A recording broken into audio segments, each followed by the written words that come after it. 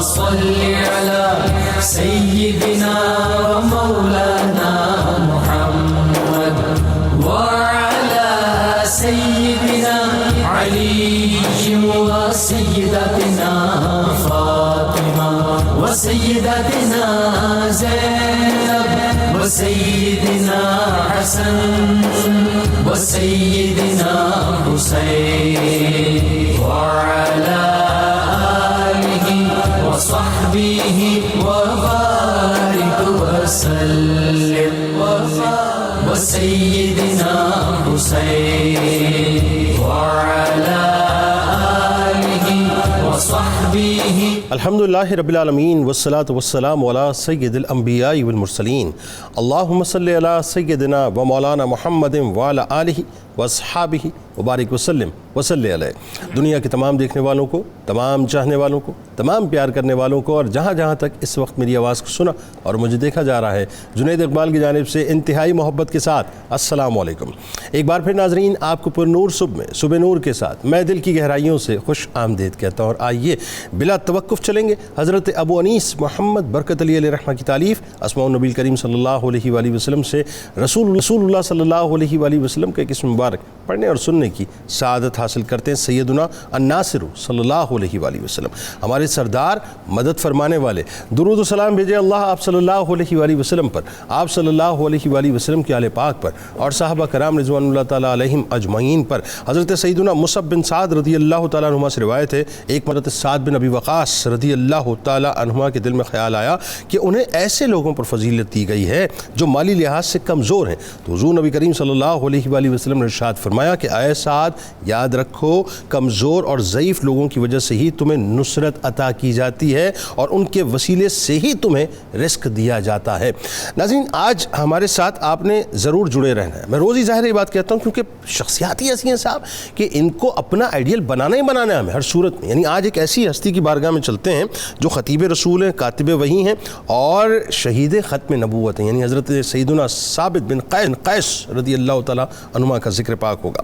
بات یہ ناظرین، انصاریوں کے سرتاج یعنی انصاریوں کے سر کا تاج، خزرج کے مہتاب، خطیب انصار و خطیب رسول، فدائے رسول، کاتب وحی، محافظ ناموس رسالت، محافظ ختم نبوت، شہید ختم نبوت، عشق مصطفیٰ صلی اللہ علیہ وآلہ وسلم کی پہچان، غلامان رسول صلی اللہ علیہ وآلہ وسلم کی شان، حضرت سیدنا ثابت بن قیس بن شماس رضی اللہ تعالیٰ عنہ، وہ عظیم المرتبت ہستی ہیں ناظرین جن کے بارے میں اچھوں کے اچھے، سچوں کے سچے اور سچوں کے سچے رسول صلی اللہ علیہ وآلہ وسلم اپنی مبارک زبان سے اچھا ہونے کا سرٹیفکیٹ عطا فرماتے ہیں۔ تو ذرا سوچئے ان کے اچھے ہونے کا کیا ہی عالم ہوگا جن کو یہ اعزاز حاصل ہوا کہ کن کی کنجی کے مالک نے اپنی زبان اقدس سے قابل رشک زندگی، شہادت کی موت اور جنت کی بشارت آپ کو عطا فرمائی۔ حضرت مصعب بن عمیر رضی اللہ تعالیٰ عنہ کے دستے مبارک پر مدینے میں اولین ایمان لانے والوں میں سے ایک سیدنا ثابت بن قیس رضی اللہ تعالیٰ عنہ نہ صرف کمال خوبیوں سے مالا مال تھے بلکہ ان کی ہستی میں خوف خدا اور ادب مصطفیٰ صلی اللہ علیہ وآلہ وسلم بھی رگو پے میں سرایت کیا ہوا تھا۔ یہی وجہ ہے کہ لا ترفعوا اصواتکم فوق صوت النبی والی آیات سن کر اپنی آواز کی بلندی کی وجہ سے اس حد تک فکر مند ہو گئے کہ سرور دو جہاں صلی اللہ علیہ وآلہ وسلم نے انہیں اپنی مبارک بارگاہ میں خود طلب فرما کر جنت کی بشارت عطا فرمائی۔ ناظرین کرام، سیدنا ثابت بن قیس رضی اللہ تعالیٰ عنہ ذہانت، فطانت، فہم و فراست، علم و حکمت، شیریں کلامی، حاضر جواب یعنی انسٹنٹ جواب دیا کرتے تھے۔ زور خطابت میں ان کا کوئی ثانی نہ تھا۔ بلند آواز کے مالک تھے، بھاری بھرکم تھے، بلند اور باروب تھے، یعنی گرجدار آواز تھی، خوبصورت آواز تھی، پر اثر تقریر کیا کرتے تھے، یعنی تقریر کا فن اللہ تبارک و تعالیٰ نے آپ کو یوں کہیے کہ بائی برتھ تحفے کے طور پر دیا تھا، اور ان صلاحیتوں کا وہ بھرپور استعمال بھی اسلام کے حق میں کیا کرتے تھے۔ سامعین ان کے منہ سے نکلنے والے الفاظ کے طلسم کے اندر کھو جایا کرتے تھے۔ قدرت نے ان کو فصاحت و بلاغت سے بھی بے انتہا مالا مال فرمایا تھا۔ آپ رضی اللہ تعالیٰ عنہ شاعر بھی تھے، پڑھنا لکھنا بھی خوب جانتے تھے اور اعلیٰ درجے کی عقل سلیم کے مالک بھی تھے۔ اب ایک واقعہ ناظرین تاریخ میں ہے کہ جب بنو تمیم کے خطیب نے اپنی خطابت کے جوہر دکھائے جن کو اپنی زباندانی اور فصاحت و بلاغت پہ بڑا ناز، بڑا زام، بڑا فخر تھا، تو ایسی خوبصورت اور بہترین تقریر آپ نے فرمائی، یعنی اس کا سحر اس انداز سے توڑا کہ جو تقریر کرنے والے تھے، یعنی آپ سوچئے ذرا، رسول کریم صلی اللہ علیہ وآلہ وسلم کے اسپوکس پرسن بن کے اس انداز سے آپ نے خطابت فرمائی کہ بنو تمیم والے بھی پکار اٹھے کہ یقیناً فصاحت و بلاغت کے دریا آپ کے غلام نے بہائے ہیں، ہم ان کے آگے کچھ بھی نہیں، یعنی وہ اعلیٰ بھی ہیں اور افضل بھی ہیں۔ سیدنا ثابت بن قیس رضی اللہ تعالیٰ عنہ کا قبیلہ، پھر آپ کے خاندان کے بارے میں بتائیے، ایمان لانے کا جو واقعہ ہوا، اور پھر سب سے بڑی بات صاحب یہ جو السابقون الاولون کا تاج ہے، کیسا ہی کمال تاج ہے، بتائیے۔ بسم اللہ الرحمن الرحیم، بہت خوبصورت انٹرویو آپ نے دیا۔ جزاک اللہ۔ حضرت ثابت بن قیس رضی اللہ تعالی عنہ صحابہ کے بارے میں تذکرہ کرتے ہمیں ایک قاعدہ اور اصول یاد رکھنا چاہیے۔ حضور نبی اکرم صلی اللہ علیہ وسلم نے فرمایا کہ اللہ تعالیٰ نے ساری مخلوقات کو دیکھا اور دیکھنے کے بعد جو سب سے زیادہ سلیم الفطرت تھے ان کو میرے صحابہ کے طور پر چن لیا۔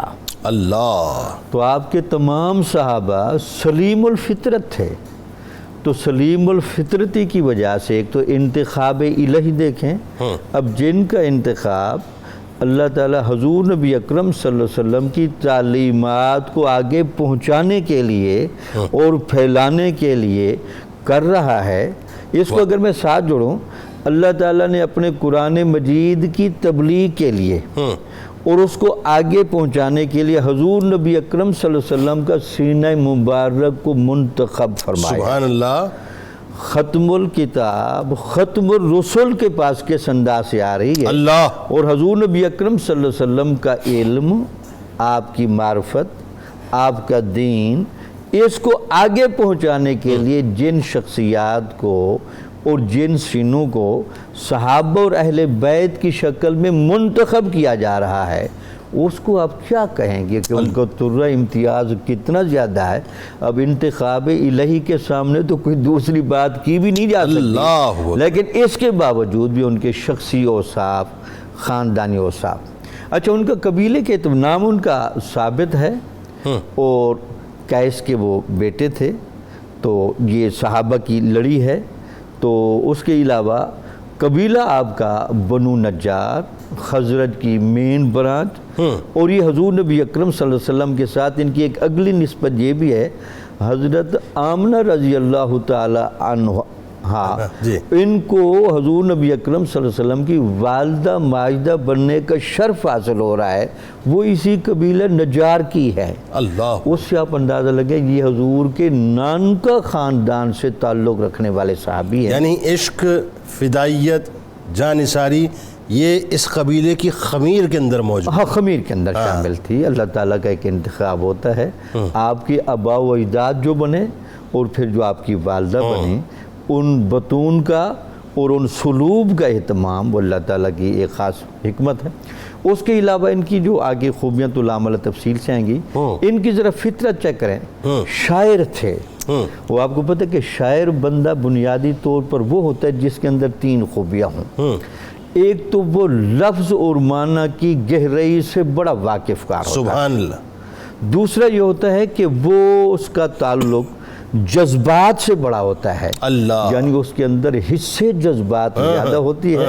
اور تیسرا، معاشرے کے اندر وہ بات جس انداز سے کنوے کرتا ہے وہ انسان کی فطرت کے بڑے قریب جا کے بولتا ہے، معاشرے کا نباز ہوا کرتا ہے۔ تو اس وجہ سے آپ کی یہ بھی پتہ چلتا ہے کہ جب آپ ایک شاعر بھی تھے، پھر آپ بہت بڑے خطیب بھی تھے۔ اب خطیب بندے میں بھی ایک الگ صلاحیتیں ہوتی ہیں، یعنی اپنے جذبات کو لے کر اور اپنی باڈی پر طاری کر کے سامعین کو متاثر کرنا، یہ بھی آپ میں بڑا تھا۔ اچھا، بڑی باروب قسم کی آواز ہے آپ کو، تناسب دیکھیں قدرت الہی کا، توازن، باروب آواز، گرجدار آواز، پرتاثیر آواز۔ جب یہ تینوں چیزیں کٹھی ہو جائیں، عام طور پر گرجدار آواز میں تلخی آتی ہے، لیکن آپ کا کمال یہ تھا تاثیر بڑی تھی۔ آپ نے گرجداری کو جس گرجداری سے واضح کی ہے نا، بڑا مزہ آیا ویسے سن کے۔ ہاں، تو پرتاثیر بھی بڑے تھے گرجدار۔ یہ خوبصورت آپ کے تاثرات سے تو ہمیں پھر کیف بھی مل جاتا ہے نا۔ تو مقصد یہ تھا کہ حضرت ثابت بن قیس رضی اللہ تعالیٰ عنہ کی یہ خصوصیات تھیں، یہ خوبیاں تھیں۔ پھر ہمیشہ یاد ہے کہ حضرت مصعب بن عمیر رضی اللہ تعالیٰ عنہ کو جب حضور نبی اکرم صلی اللہ علیہ وسلم نے مدینہ شریف بھیجا تبلیغ کے لیے، حضرت جن صحابی رسول کے گھر آپ ٹھہرے ہوئے تھے تو آپ وہاں صبح گئے، تو ان کے متاثر ہونے کو جو واقعہ لکھتے ہیں کہ انہوں نے جب قرآن مجید کی تلاوت کی نا، تو آپ کو پتہ ہے شاعر آدمی ہو، ادیب آدمی ہو، اس کے اندر قرآن فہمی کا، الفاظ اور معنی کے انتخاب کو سمجھنے کی صلاحیت فطرتاً زیادہ ہوتی ہے۔ ایسے ہی ہے۔ تو تلاوت سنی، اور پھر جو حضرت مصعب بن عمیر کی اس تلاوت میں چاشنی اور وہ جو رنگ تھا، وہ حضور نبی اکرم صلی اللہ علیہ وسلم کی دعاؤں کا جو پیچھے اثر تھا اللہ اور حکمت تھی، اس نے ایسا رنگ باندھا کہ مطلب ایک طرف وہ شبیہ رسول صلی اللہ علیہ وسلم ہے اور دوسرا وہ چاشنی شامل ہے، چاشنی شامل اور تیسرا اسد بن زرارہ رضی اللہ تعالیٰ عنہ کا مکان ہے، مکان شامل۔ ٹھیک ہے۔ تو وہاں آپ قبول اسلام کرتے ہیں، اور قبول اسلام کرنے کے بعد السابقون الاولون میں شامل ہوتے ہیں۔ السابقون الاولون میں جو لوگ شامل ہو رہے تھے وہ سارے واقعہ دیکھ رہے تھے جو ابتدا میں اسلام لا رہے ہیں، اللہ ان کو کتنے حوصلے کا، کتنے جرت کا اور کتنی بہادری کا معاشرے میں سامنا کرنا پڑ رہا ہے۔ آباء و اجداد کی وہ جو تقلید چل رہی تھی، اس پٹے کو اتار کے پھینک دینا اور پھر توحید خالص کی جگہ پر کھڑا ہو جانا، اور حضور نبی اکرم صلی اللہ علیہ وسلم کا جان نثار ساتھی اور امتی اور عاشق بن کے کھڑا ہونا، اور سارے معاشرے کی تلخیوں کو برداشت کرنا، یہ ویسے اللہ تعالیٰ سابقون الاولون کا لفظ استعمال نہیں کیا قرآن میں اس ٹائٹل کو سمجھانے کے لیے، مطلب یہ ہے کہ یہ پہاڑ دل لوگ تھے اللہ، انہوں نے اس معاشرے میں کھڑے ہو کر ظلم و جہالت کے اتنے گھٹا ٹوپ اندھیرے میں حضور نبی اکرم صلی اللہ علیہ وسلم کا ساتھ دیا، اور اس میں اپنے خون بھی شامل کیا۔ اور پھر ان کے تاثرات سنیں، جب بھی حضور نبی اکرم صلی اللہ علیہ وسلم سے ملاقات، اور یہ سب کو پتہ ہے کہ یہاں جان کی، مال کی بہت قربانی دینی پڑے گی اور ایک کٹھن مرحلے سے گزرنا پڑے گا۔ لگتا یہ کہ انتخاب الہی تھا، تو انہوں نے اتنی پاور تھی ان لوگوں میں کہ بڑے بڑے لوگوں کے جہاں دل ہل جاتے ہیں، یہ کام ان کے لیے بہت آسان تھے۔ یعنی یوں کہیے کہ اگر میں اس کو آسان الفاظ میں انٹرپریٹ کروں کہ ایمان لانے میں سابق تھے اور تکالیف اٹھانے میں اول تھے، یہی؟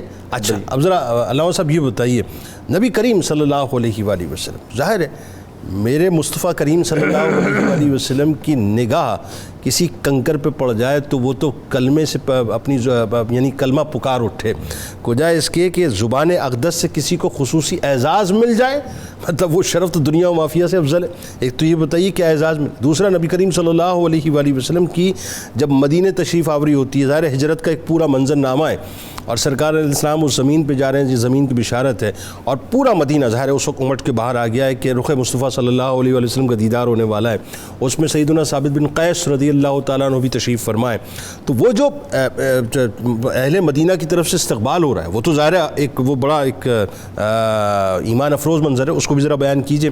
لیکن جو استقبالیہ انداز میں جو آپ نے خطبہ دیا ہے وہ بڑا کمال ہے حضرت سیدنا ثابت بن قیس رضی اللہ تعالیٰ عنہ کو بتائیے۔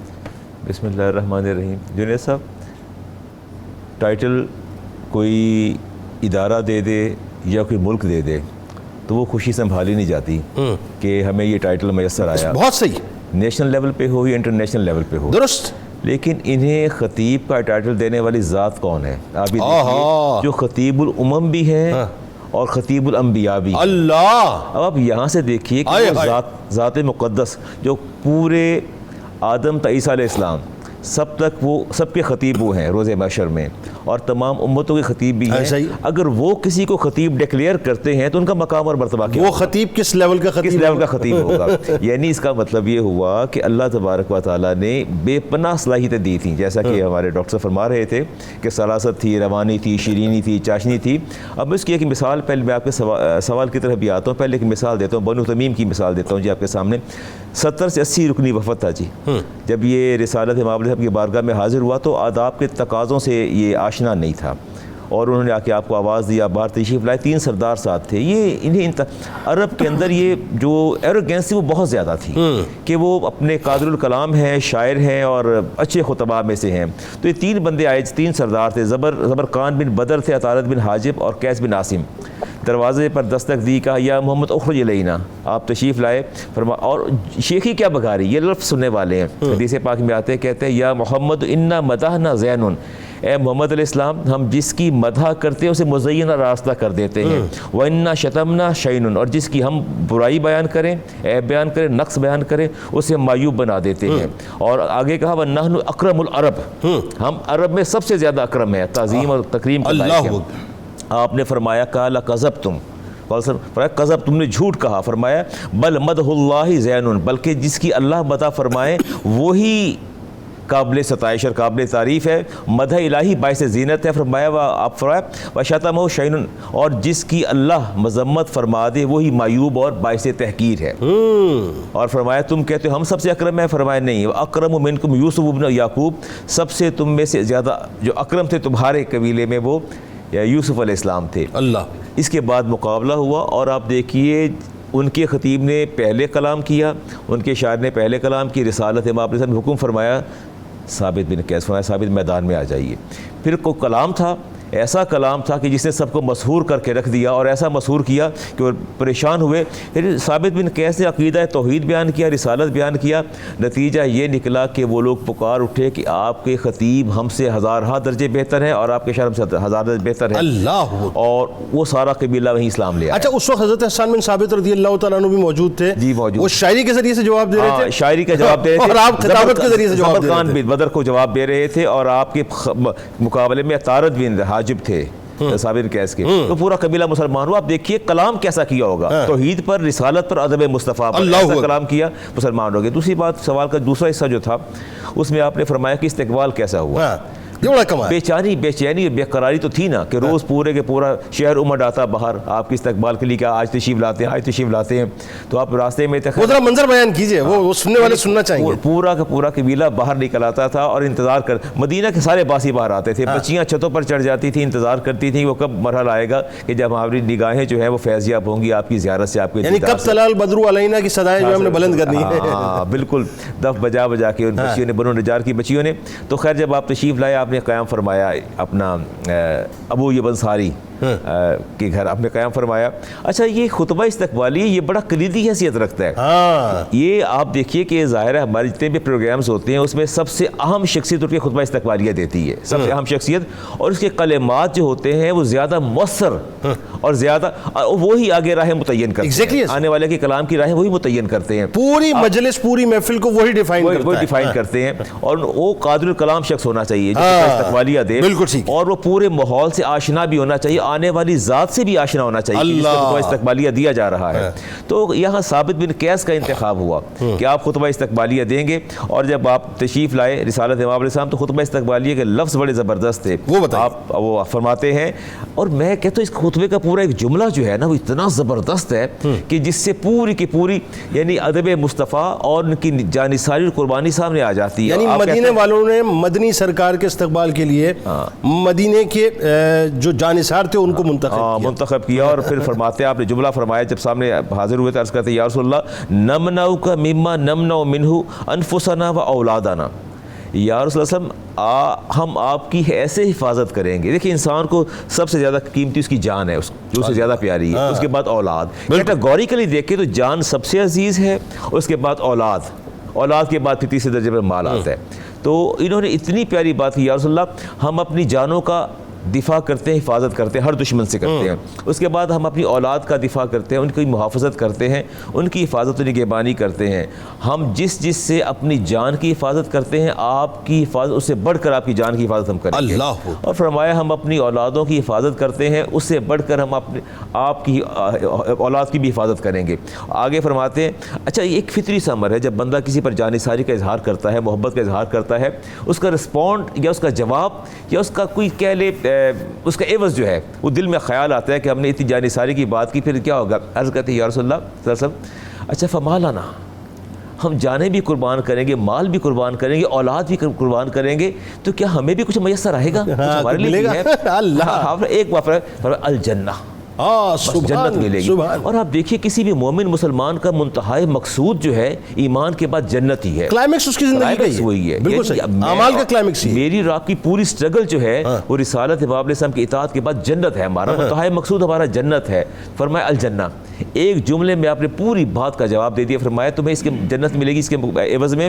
اور تمام قبیلہ جو ہے وہ پورے جتنے لوگ تھے ایک دم بیک آواز بولے کہ یا رسول اللہ رضینا, قالوا رضی, ہم راضی ہو گئے, ہمارا منتہی مقصود بھی یہی تھا. یہاں مجھے ایک بات یاد آتی ہے, موسیٰ علیہ السلام جب تشریف لے گئے اور جب جنگ کا میدان میں اترے تو آپ کی قوم نے ایک لفظ کہا تھا, یہ کہا تھا انت و ربک فقاتلا, موسیٰ آپ لڑیے اور آپ کی قوم لڑے, ہم نہیں لڑیں گے. یہ بات کیا کہ پیچھے ہٹے, لیکن یہاں ثابت بن قیس نے ثابت کر دیا کہ ہماری جانیں, ہمارا مال, ہماری اولاد, سب کا سب آپ پر نثار. اچھا, اس میں پروفیسر صاحب ایک بڑی اہم ترین بات ہے, ایک طرف تو ظاہر ہے آپ کا یہ رویہ ہے, اور دوسری طرف آپ نے ہی یعنی آپ ہی کے صدقے سے ہمیں پتہ چلا کہ ادب مصطفیٰ صلی اللہ علیہ وآلہ وسلم کیا ہوتا ہے. یعنی سیدنا ثابت بن قیس رضی اللہ تعالیٰ عنہ کی آواز کی بلندی, اور آپ دیکھیے سورہ حجرات کی آیات کا جب نزول ہوتا ہے تو ایک طرف تو سورہ حجرات کی آیات کا نزول جو ہوا اس کو ذرا انٹرپریٹ کیجئے کہ اس میں ادب مصطفیٰ صلی اللہ علیہ وآلہ وسلم کا کیا ڈیکورم اللہ تبارک و تعالیٰ نے بتلایا.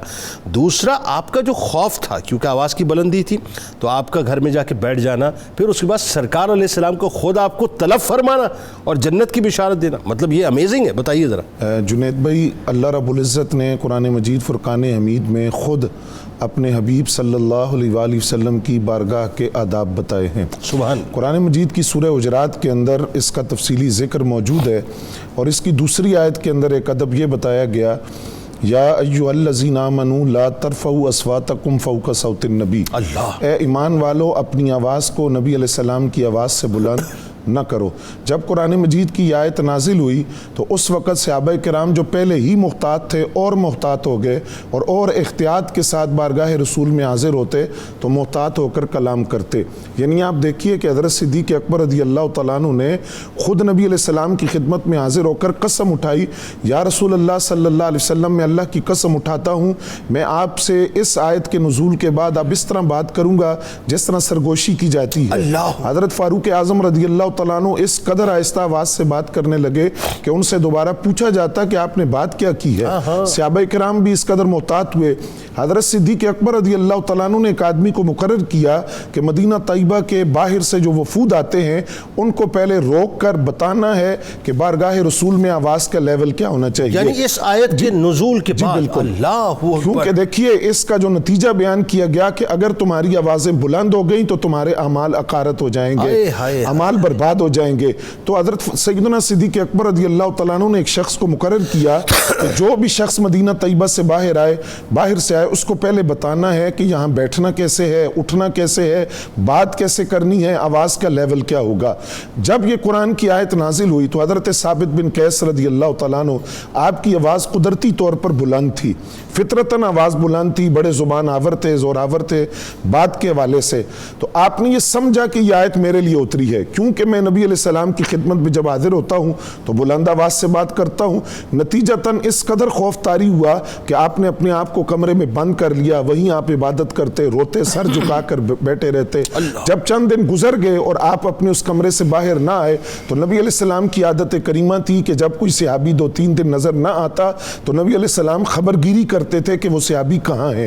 تو آپ نے حضرت سعد بن معاذ رضی اللہ تعالیٰ عنہ کو بلایا. اچھا, یہاں یہ بات بھی میں عرض کرنا چاہوں گا کہ ایک روایت کے اندر سعد بن عبادہ رضی اللہ تعالیٰ عنہ کا نام بھی ہے, اور اس میں بعد محدثین نے تطبیق یہ دی کہ ایک طرف سعد بن معاذ تھے, دوسری طرف سعد بن عبادہ تھے, یہ دو سعادتوں کے درمیان میں رہتے تھے. اچھا, سعد بن معاذ رضی اللہ تعالیٰ عنہ کا ایک طریق بھی تھا, وہ خبرگیری کیا کرتے تھے بہت رکھتے. ہاں ساری, یعنی یوں کہہ لیجئے کہ سرکار علیہ السلام کے وہ انفارمنٹ تھے کہ تمام انفارمیشن جو ہے کلیکٹ کر کے سرکار کی بارگاہ میں لوگوں کے حال نبی علیہ السلام نے انہی سے پوچھا, فرمایا کہ یہ بتائیے کہ وہ آپ کے پڑوسی بھی ہیں اور ویسے से भी आपको खबर होती है, तो वो हजरत साबित बिन कैस कहाँ हैं, वो आए नहीं, चले गए, कहीं बीमार हैं, क्या वजह है?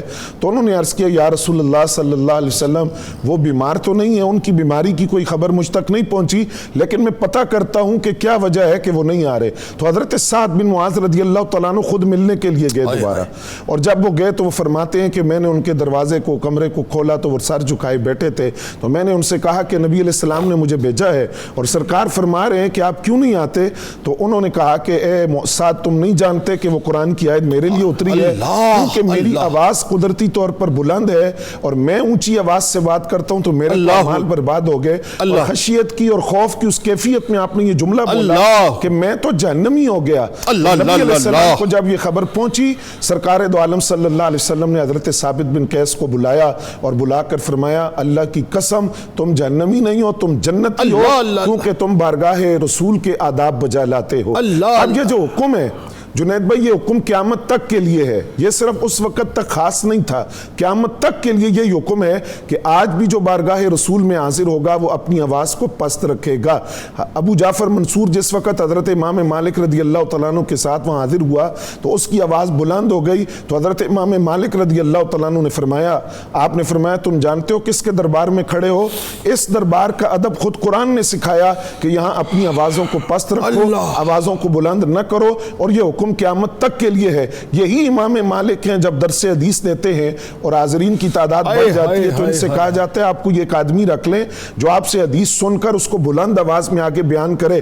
तो आपने कुरान की यही आयत पढ़ी, फरमाया ये मस्जिद नबी है, बारगाह रसूल है, यहाँ मैं अपनी आवाज़ को बुलंद नहीं कर सकता और न किसी को इजाज़त दे सकता हूँ कि वो अपनी आवाज़ को बुलंद करे।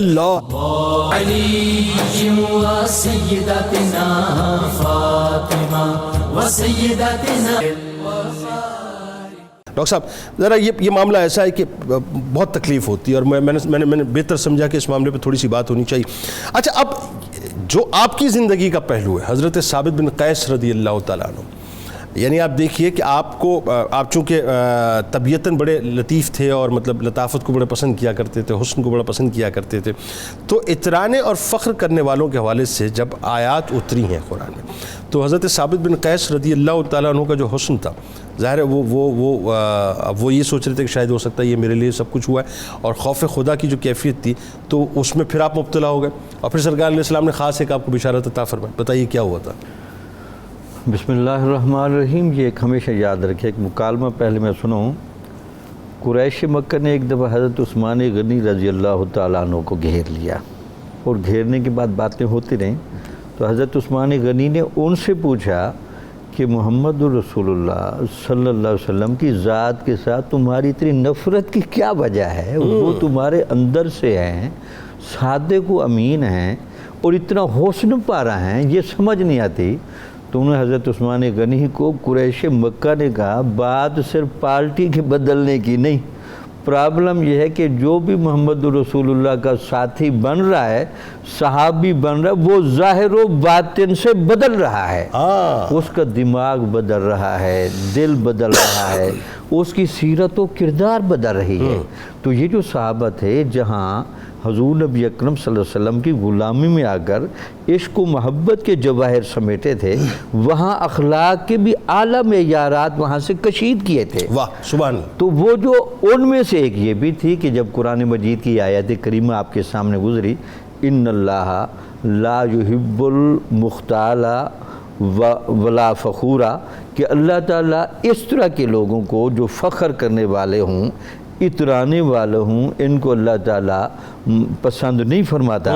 तो आपने अपना जायज़ा लेना शुरू कर दिया कि मैं चूँकि एक शायर भी हूँ, ख़तीब भी हूँ, शोहरत भी है, पजीराई भी है, मकाम मुनफरिद भी है, तो तारीफ़ के कलिमात वैसे अच्छे भी लगते हैं और वैसे जज्बात और जज्बे की ज़्यादती की वजह से ख़ुद भी बड़ा हसीन और होश पसंदी का इजहार चाहता भी हूँ। तो समझने लगे कि शायद मैं इस मेयार से गिरा हुआ हूँ, तो तन्हाई में बैठ, खुदा न खास्ता मैं मतलब इस आयत के जुमरे में, इस आयत के, बल्कि वो आप वाली बात कि वो शायर का मिजाज भी होता है, जब शेर पढ़ता है तो उससे दाद जो है, उससे दाद वो अपने तौर पर समझ रहे थे कि मैं गोया कि शायद इस آیت کے کسی نہ کسی ضمن میں تو نہیں آ جاتا. تو وہ جو احتساب نفس کی کیفیت پیدا ہوئی وہ اتنی گہری ہو گئی کہ وہ تنہائی کی طرف میل کر گئی اور آنکھوں سے گریا ازاری تاری. پھر وہی کیفیت آ گئی. پھر وہی کیفیت. حضور نبی اکرم صلی اللہ علیہ وسلم نے صحابہ سے پوچھا, آپ کا سب صحابہ سے پوچھنا کہ ثابت بن قیس کہاں ہے, اس سے آپ اس کیفیت کو تو محسوس کریں کہ حضور نبی اکرم صلی اللہ علیہ وسلم ان کو کتنی پذیرائی بھی دیتے تھے. اچھا اس موقع پر بھی پھر دوبارہ بلایا, وہی تسلی دی, جنت کی بشارت دی. اللہ, بلکہ روایتوں میں آتا ہے 3 مرتبہ آپ کو جنت کی بشارت دی. اللہ, اور شہادت کی موت کی بھی بشارت. شہادت کی موت, اور ایک دفعہ قابل رشک زندگی کی بشارت. ویسے تو کبار صحابہ میں ہیں, ویسے تو ایک دفعہ خلفائے راشدین کا نام لیتے لیتے ان کا بھی نام لیا. باقی ان کا درجہ بھی بتایا جائے کہ یہ ثابت بن قیس انصار صحابہ میں کس لیول کے صحابی ہیں, اور جنت کی بشارت دی.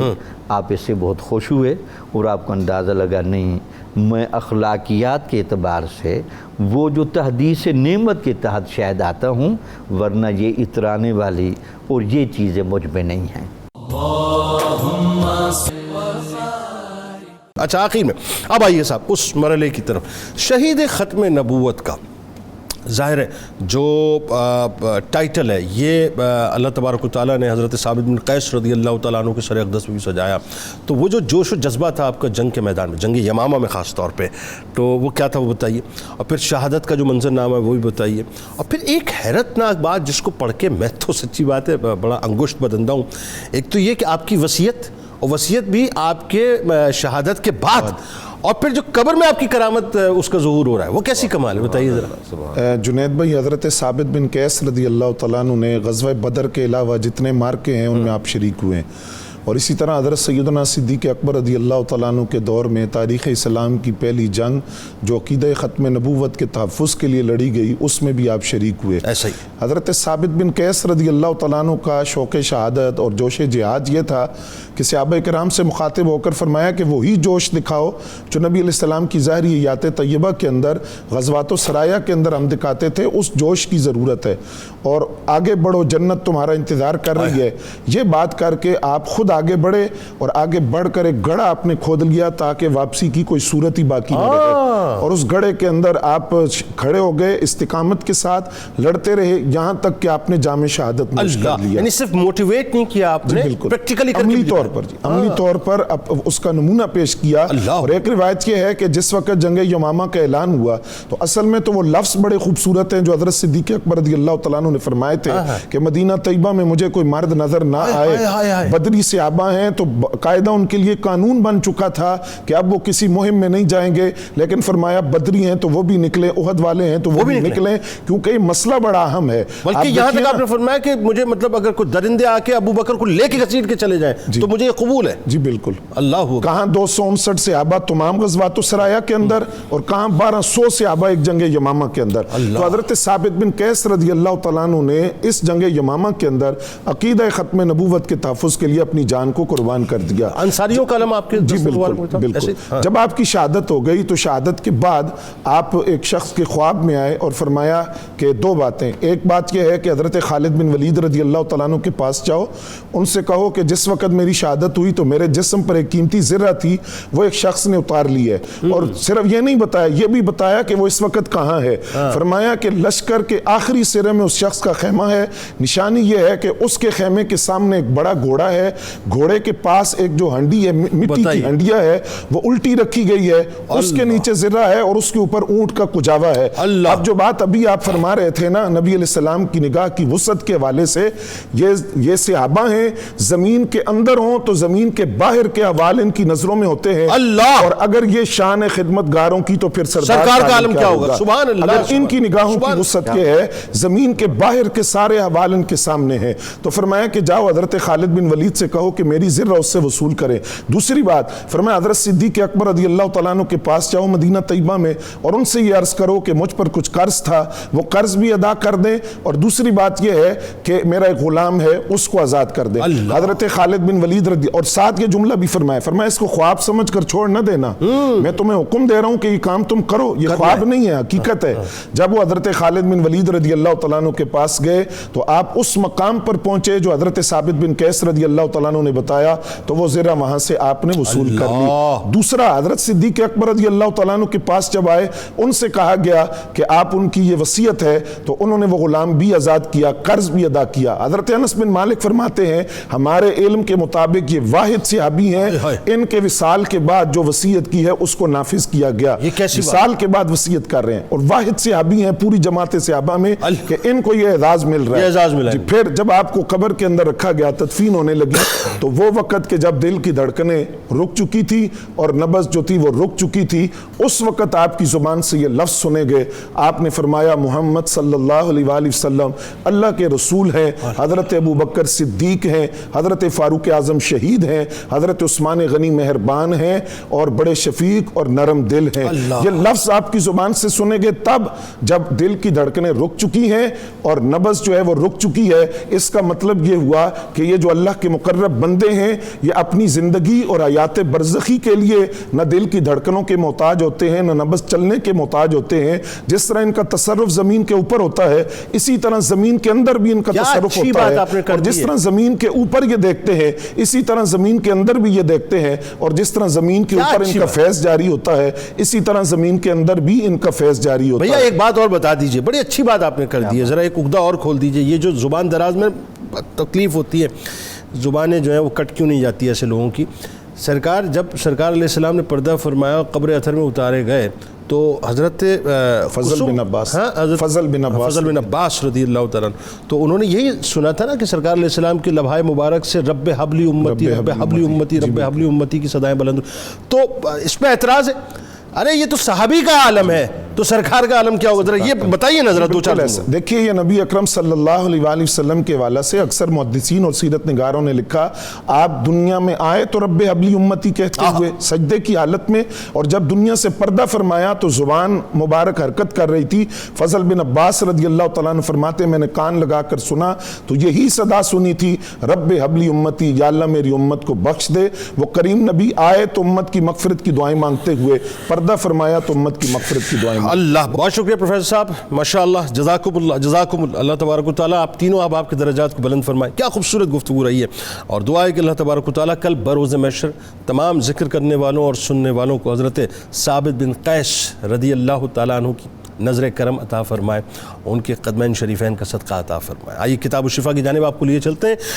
اولاد کو فرما بردار بنانے کا عمل, بڑے مسائل ہیں صاحب اولاد کے حوالے سے, آج لوگ بڑے کنفیوز ہیں اور بڑی تکلیف میں رہتے ہیں. والدین ضرور سن لیجیے اور اس کو نوٹ بھی کر لیجیے. اگر اولاد نافرمان ہو جائے تو ہر فرض نماز کے بعد اول و آخر درود پاک کے ساتھ سورۃ الاحقاف کی آیت نمبر 15 3 بار پڑھ کے اللہ تبارک و تعالیٰ سے دعا مانگیں, انشاءاللہ اولاد فرما بردار ہو جائے گی. حضور غوث العظم دستگیر حضرت شیخ عبد القادر جیلانی رضی اللہ تعالیٰ عنہ کا کمال قول مبارک ہے کہ تو اپنے رزق کے بارے میں فکر نہ کر. ہم بلا وجہ فکر کرتے ہیں صاحب, وہ رزاق ہے نا, تو کیا فرماتے ہیں اپنے رزق کے بارے میں فکر نہ کر, کیونکہ جتنا تو رزق کو تلاش کرتا ہے اس سے کہیں زیادہ رزق تجھے تلاش کرتا ہے.